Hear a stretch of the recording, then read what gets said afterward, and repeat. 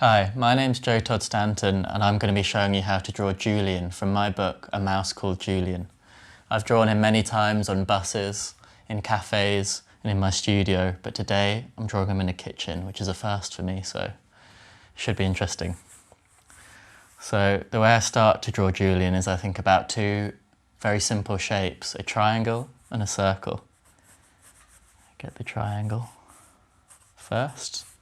And then the circle has to just be slightly smaller than the triangle's body, because Julian has a big head, but not quite that big. So we'll sketch in the circle there.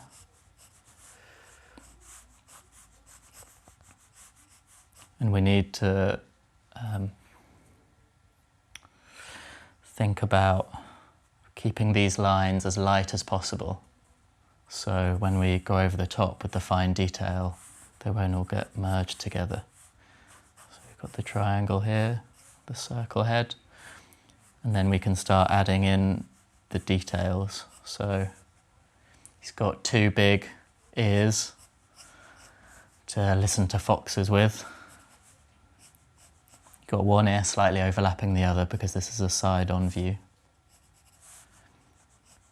And we're going to come down to his little nose, which will point out slightly from the rest of the circle, down to his chin. And the back of Julian's head is quite messy. He's got lots of bits of raggedy hair. Hasn't had a haircut in a while. So add that in there. Add some details to his ears, some ear fluff. I'm sure everyone's got some ear fluff. One of the main things I always think when I'm drawing Julian is he's quite an anxious little mouse, so you've got to give him quite a big, worried looking eye most of the time.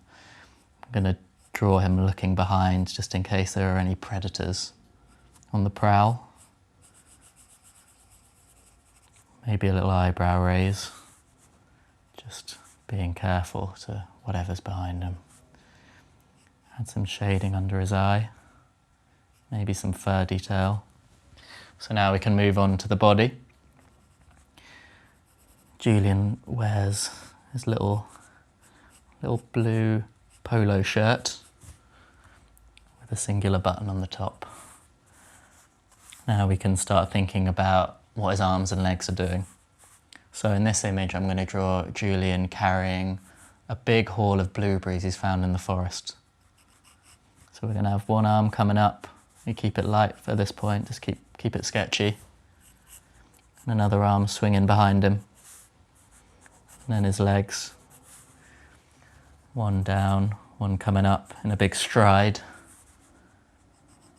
He's got quite wide trousers, kind of flares like your mum and dad probably used to wear at a certain point in their life.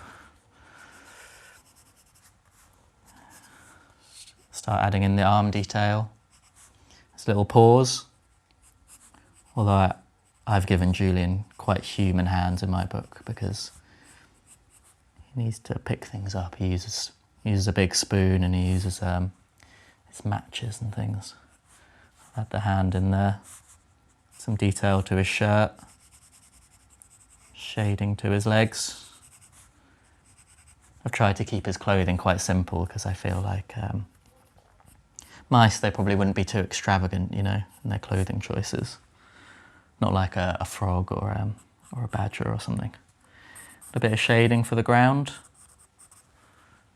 Now we've got to start adding the stick with all the blueberries on. So you've got to think of it like, you know, it's a little stick to us, but it's a huge branch to Julian, so it'll be quite a struggle to carry all of these blueberries. So it'll really be weighting him down slightly. Start adding the twigs on the end, and then the blueberries. And all the blueberries will probably be maybe just a little bit smaller than his head. So we start adding in there. Blueberries have a little star thing on the top. Add in all those blueberries. You can always go back in later and add some shade.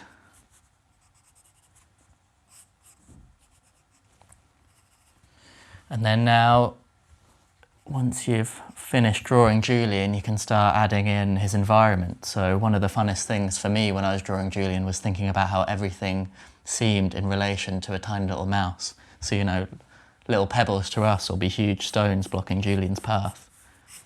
And tiny, you know, like a 4-leaf clover would be something that maybe he could use as a parasol. So he could maybe add one of those in. Add in bits of grass, some more detail, some more little rocks.